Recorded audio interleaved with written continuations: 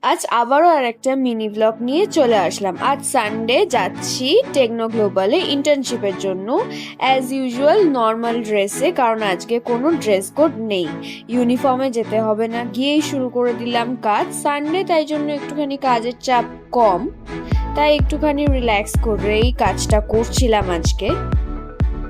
কিন্তু আজ সারাদিনটাই পুরোটাই আনপ্ল্যান গেছে, কারণ আজকে আসার সময় একটা বড় ইভেন্ট দেখলাম ট্রেনে, যে আমি প্রচণ্ড শক যে নর্মালি একটা একটুখানি আনস্টেবল একটা লোক উঠেছে, তাকে নিয়ে এত সমস্যা লেডিস। হ্যাঁ, লেডিসটা অবভিয়াসলি ফর সেফটির জন্য, ফর ফিমেলস, বাট এরকম করে তাকে ধাক্কাধাক্কি করাটা হয়তো উচিত হয়নি। এটা আমার পয়েন্ট অফ ভিউ থেকে বলবো। তো ভালো করে বুঝিয়েও পরে স্টেশনে নামিয়ে দেওয়া যেত, বাট এখানে সেসব না করে তাকে ধাক্কাধাক্কি করে ফেলে দেওয়ার চেষ্টাটা একদমই আমার অ্যাপ্রোপ্রিয়েট মনে হয়নি।